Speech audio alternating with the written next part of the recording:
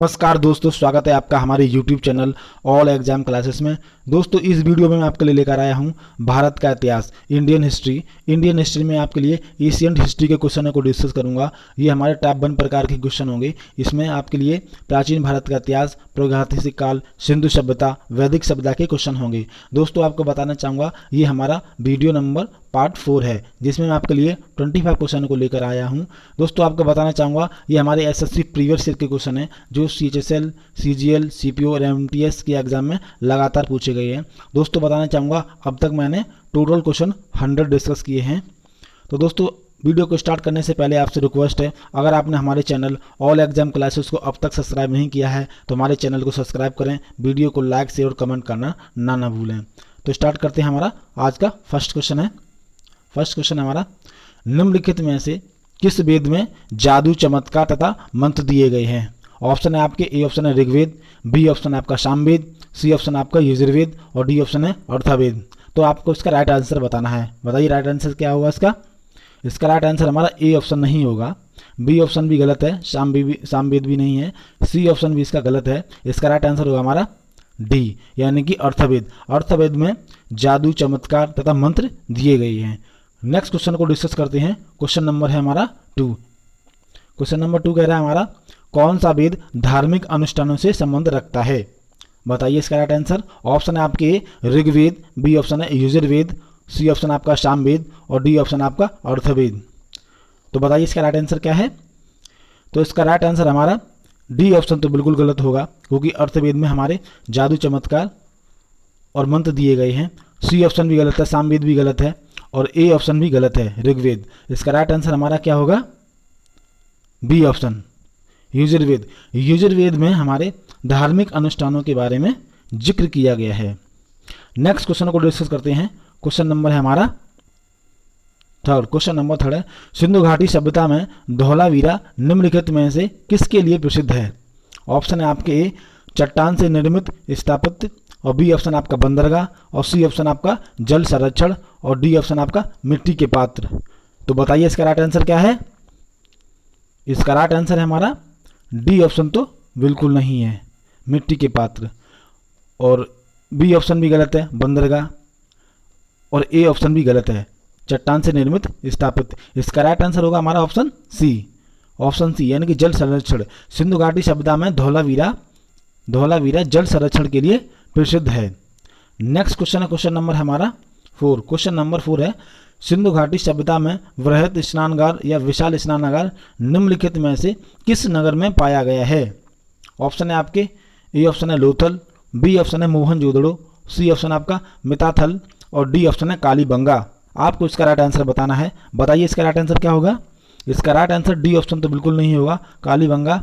C option भी गलत है और ए ऑप्शन भी लोथल भी गलत है। तो हमारा राइट आंसर क्या होगा? बी, मोहनजोदड़ो से सिंधु घाटी सभ्यता में विशाल स्नानागार, वृहद स्नानागार पाया गया है। नेक्स्ट क्वेश्चन है क्वेश्चन नंबर हमारा 5। क्वेश्चन नंबर 5 है, गौतम बुद्ध ने महापरिनिर्वाण कहाँ लिया था? बताइए इसका राइट आंसर क्या है? ऑप्शन है आपके ए ऑप्शन है पटना, बी ऑप्शन है कुशीनगर, सी ऑप्शन वाराणसी और डी सारनाथ। तो बताइए इसका राइट आंसर क्या है? इसका राइट आंसर डी ऑप्शन नहीं होगा, सारनाथ में भी नहीं है और सी ऑप्शन भी गलत है, वाराणसी, और ए ऑप्शन भी गलत है, पटना।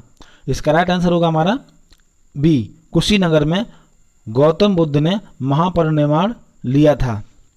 नेक्स्ट क्वेश्चन है क्वेश्चन नंबर हमारा 6। क्वेश्चन नंबर 6 है, ऋग्वेद में सबसे प्रमुख देवता कौन है? ऑप्शन है आपके ए ऑप्शन है इंद्र, बी ऑप्शन है अग्नि और सी ऑप्शन है पशुपति और डी विष्णु। आपको इसका राइट आंसर बताना है। तो बताइए इसका राइट आंसर क्या है? इसका राइट आंसर डी ऑप्शन तो बिल्कुल नहीं होगा, विष्णु। सी ऑप्शन भी गलत है, पशुपति।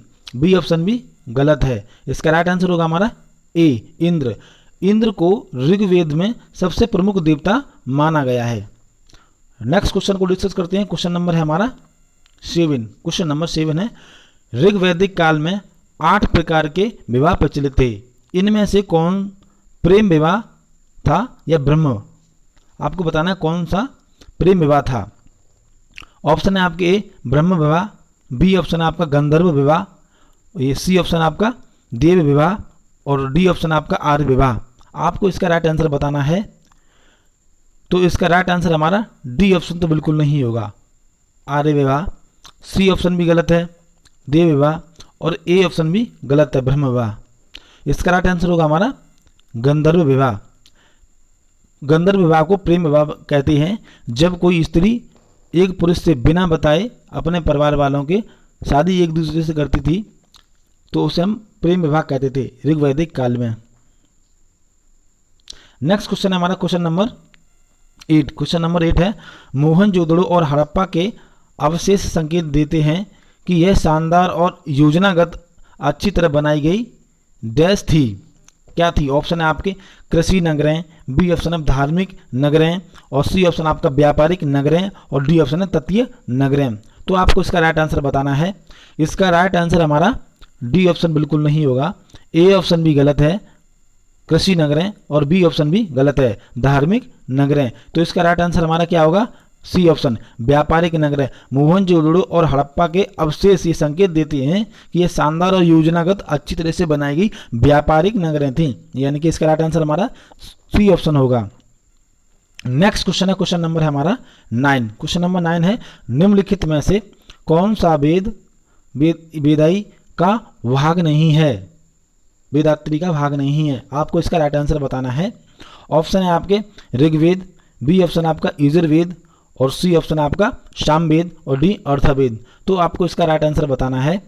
तो इसका राइट आंसर हमारा ए ऑप्शन नहीं होगा, ऋग्वेद, बी ऑप्शन भी गलत है, यजुर्वेद, और सी ऑप्शन भी गलत है, सामवेद। इसका राइट आंसर होगा हमारा डी, यानी कि अर्थवेद वेद में वेदई का भाग नहीं है। इसका राइट आंसर हमारा क्या होगा? डी, अर्थवेद।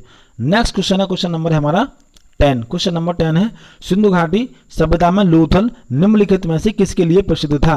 अब आपको बताना है कि लोथल है जो सिंधु घाटी सभ्यता में, वो किसके लिए प्रसिद्ध था। ऑप्शन है आपके चट्टान से निर्मित स्थापित, बी ऑप्शन आपका बंदरगाह, और सी ऑप्शन आपका कपास की खेती, और डी ऑप्शन है मिट्टी के पात्र। तो बताइए इसका राइट आंसर हमारा क्या होगा? इसका राइट आंसर हमारा डी ऑप्शन तो बिल्कुल नहीं है, मिट्टी के पात्र। ए ऑप्शन भी गलत है, चट्टान से निर्मित स्थापित, और बी ऑप्शन भी गलत है, बंदरगाह। इसका राइट आंसर हमारा होगा कपास की खेती। सिंधु घाटी सभ्यता में जो लोथल है वो कपास की खेती के लिए प्रसिद्ध था। नेक्स्ट क्वेश्चन है, क्वेश्चन नंबर है हमारा 11। क्वेश्चन नंबर 11 है, किस नदी के निकट ऋग्वेद सभ्यताएं सबसे अधिक स्थित थीं? आपको बताना है कि ऋग्वेद में ये सभ्यताएं सबसे अधिक किस नदी के निकट, यानी कि सबसे अधिक निकट स्थित थी। ऑप्शन है आपके ए ऑप्शन है नर्मदा, बी ऑप्शन है सरस्वती, सी ऑप्शन है आपका गंगा, और डी ऑप्शन है गोदावरी। आपको इसका राइट आंसर बताना है। इसका राइट आंसर हमारा डी ऑप्शन तो बिल्कुल नहीं हो, गोदावरी। सी ऑप्शन भी गलत है, और ए ऑप्शन नर्मदा भी गलत है। इसका राइट आंसर होगा हमारा सरस्वती। सरस्वती नदी ऐसी नदी है जिसके किनारे ये सबसे अधिक ऋग्वेद की सभ्यताएं सबसे अधिक विकसित हैं। इसलिए हम कभी कभी ऋग्वेद की सभ्यताओं को सरस्वती सभ्यता के नाम से भी जाना जाता है। नेक्स्ट क्वेश्चन है, क्वेश्चन नंबर है हमारा 12। क्वेश्चन नंबर 12 है, हड़प्पाई स्थल मांडा किस नदी के किनारे स्थित है? ऑप्शन है आपके ए चिनाब, बी ऑप्शन है सतलज, सी ऑप्शन है राबी, और डी सिंधु। आपको इसका राइट आंसर बताना है। हड़प्पा स्थल मांडा किस नदी के किनारे स्थित है? तो इसका राइट आंसर आप बताइए क्या होगा? इसका राइट आंसर हमारा डी ऑप्शन तो बिल्कुल नहीं होगा, सिंधु। सी ऑप्शन भी गलत है, रावी, और बी ऑप्शन सतलज, ये भी गलत है। इसका राइट आंसर होगा हमारा चिनाब। हड़प्पा स्थल जो मांडा है वो चिनाब नदी के किनारे स्थित है। नेक्स्ट क्वेश्चन है, क्वेश्चन नंबर है हमारा 13। क्वेश्चन नंबर 13 है, ऋग्वेद का कौन सा मंडल पूर्णतः सोम को समर्पित है? ऑप्शन है आपके ए ऑप्शन है 7वां मंडल, बी ऑप्शन आपका 8वां मंडल, और सी ऑप्शन है 9वां मंडल, और डी ऑप्शन है 10वां मंडल। आपको इसका राइट आंसर बताना है। बताइए इसका राइट आंसर क्या होगा? तो इसका राइट आंसर हमारा डी ऑप्शन तो बिल्कुल नहीं होगा, 10वां मंडल। ए ऑप्शन भी गलत है, 7वां मंडल, और बी ऑप्शन भी गलत है, 8वां मंडल। इसका राइट आंसर होगा हमारा सी 9वां मंडल। ऋग्वेद का जो 9वां मंडल है वो पूर्णतः सोम को समर्पित है। नेक्स्ट क्वेश्चन है, क्वेश्चन नंबर है हमारा 14। क्वेश्चन नंबर 14 है, निम्नलिखित में से किस हड़प्पा केंद्र के बारे में माना जाता है कि मेसोपोटामिया के साथ सीधा व्यापार था? बताइए। ऑप्शन है आपके ए धौलावीरा, बी ऑप्शन है लोथल, और सी ऑप्शन आपका कोट दिजी और डी ऑप्शन है रोपड़। तो बताइए इसका राइट आंसर क्या होगा। इसका राइट आंसर हमारा डी ऑप्शन बिल्कुल नहीं है रोपड़, और सी ऑप्शन भी गलत है कोट दिजी, और ए ऑप्शन धौलावीरा भी गलत है। इसका राइट आंसर हमारा क्या होगा बी लोथल। लोथल को हड़प्पा केंद्र के बारे में माना जाता है कि इसका मेसोपोटामिया के साथ सीधा समुद्री व्यापार था। नेक्स्ट क्वेश्चन है, क्वेश्चन नंबर है हमारा 15। क्वेश्चन नंबर 15 है, निम्नलिखित में से किस हड़प्पा कालीन स्थल से हाल का टेराकोटा प्राप्त हुआ है। आपको बताना है इसका राइट आंसर। ऑप्शन है आपके ए धौलावीरा, बी ऑप्शन आपका बनावली, और सी ऑप्शन आपका हड़प्पा, और डी लोथल। तो बताइए इसका राइट आंसर क्या है। तो इसका राइट आंसर हमारा डी ऑप्शन तो बिल्कुल नहीं होगा लोथल, सी भी गलत है हड़प्पा, और ए ऑप्शन भी गलत है। इसका राइट आंसर हमारा क्या होगा बी बनावली। बनावली से हड़प्पा कालीन स्थल से हाल के टेराकोटा प्राप्त हुआ है। नेक्स्ट क्वेश्चन है, क्वेश्चन नंबर हमारा 16। क्वेश्चन नंबर 16 है, भारत का कौन सा क्षेत्र एक समय में अवंतिका के नाम से जाना जाता है। आपको इसका राइट आंसर बताना है। ऑप्शन है आपके ए अवध, बी ऑप्शन आपका रोहिलखंड, सी ऑप्शन आपका बुंदेलखंड, और डी ऑप्शन है मालवा। तो बताइए इसका राइट आंसर क्या होगा। इसका राइट आंसर हमारा ए ऑप्शन तो बिल्कुल नहीं है अवध, बी ऑप्शन भी गलत है रोहिलखंड, और सी ऑप्शन भी गलत है बुंदेलखंड। इसका राइट आंसर हमारा होगा डी मालवा। मालवा एक ऐसा क्षेत्र है भारत का जो एक समय में अवंतिका के नाम से जाना जाता था। नेक्स्ट क्वेश्चन है, क्वेश्चन नंबर है हमारा 16। क्वेश्चन नंबर 16 है, किस प्रकार का मृदभांड पोटरी भारत में द्वितीय शहरीकरण के प्रारंभ का प्रतीक माना गया है। ये बहुत अच्छा क्वेश्चन है, ये एसएससी के एग्जाम में पूछा गया है। ऑप्शन है आपके ए चेतदत्त धूसर बर्तन, बी ऑप्शन है उत्तरी काल पुलिस युक्त बर्तन, और सी ऑप्शन आपका गेरू रंग वाले मृदभांड, और डी ऑप्शन है काले और लाल बर्तन। आपको इसका राइट आंसर बताना है। तो इसका राइट आंसर हमारा डी ऑप्शन तो बिल्कुल नहीं होगा काले और लाल बर्तन, सी ऑप्शन भी गलत है गेरुआ रंग वाले मृदभांड, और ए ऑप्शन भी गलत है। तो इसका राइट आंसर हमारा क्या होगा बी उत्तरी काल पॉलिश युक्त बर्तन।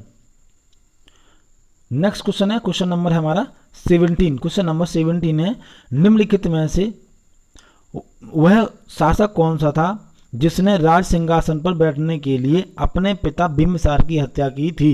आपको उसका राइट आंसर बताना है। ए ऑप्शन आपका अशोक, बी ऑप्शन आपका अजातशत्रु, और सी ऑप्शन है कनिष्क, और डी सम्मुख। तो इसका सिमुख आपको इसका राइट आंसर बताना है। ऑप्शन है आपके ये, तो इसका राइट आंसर डी तो बिल्कुल नहीं होगा सिमुख, और सी ऑप्शन भी गलत है कनिष्क, और ए ऑप्शन तो बिल्कुल गलत है। तो हमारा राइट आंसर क्या होगा बी अजातशत्रु। अजातशत्रु ने राज सिंहासन पर बैठने के लिए अपने पिता बिंबिसार की हत्या की थी। नेक्स्ट क्वेश्चन है, क्वेश्चन नंबर है हमारा 18। क्वेश्चन नंबर 18 है, जैनियों के पहले तीर्थंकर कौन थे। आपको इसका राइट आंसर बताना है। ए ऑप्शन आपका अरुष्टनेमी, बी ऑप्शन है आपका पार्श्वनाथ, सी ऑप्शन है अजीतनाथ, और डी ऋषभ। तो आपको इसका राइट आंसर बताना है। इसका राइट आंसर हमारा ए ऑप्शन तो बिल्कुल नहीं होगा, बी ऑप्शन भी गलत है पार्श्वनाथ, और सी ऑप्शन भी गलत है अजीतनाथ। इसका राइट आंसर हमारा होगा डी ऑप्शन ऋषभ। ऋषभ को जैनियों के पहले तीर्थकार के रूप में जाना जाता है। नेक्स्ट क्वेश्चन है, क्वेश्चन नंबर है हमारा 19। क्वेश्चन नंबर 19 है, राजस्थान में माउंट आबू पर दिलवाड़ा मंदिरों का निर्माण निम्नलिखित में से किस धर्म के अनुयायियों द्वारा किया गया था। ऑप्शन है आपके ए बौद्ध, बी ऑप्शन है आपका जैन, सी ऑप्शन है बुद्ध, सी ऑप्शन आपका हिंदू, और डी सिख। तो आपको इसका राइट आंसर बताना है। इसका राइट आंसर हमारा डी ऑप्शन तो बिल्कुल नहीं होगा सिख, और सी ऑप्शन भी गलत है हमारा हिंदू, और ए ऑप्शन भी गलत है बौद्ध। इसका राइट आंसर होगा हमारा बी जैन। राजस्थान के माउंट आबू में दिलवाड़ा मंदिरों का निर्माण जैन के यानी कि जैन धर्म के अनुयायियों ने के द्वारा करवाया गया था। नेक्स्ट क्वेश्चन है, क्वेश्चन नंबर है हमारा 19। क्वेश्चन नंबर 19 है, महावीर की माता कौन थी।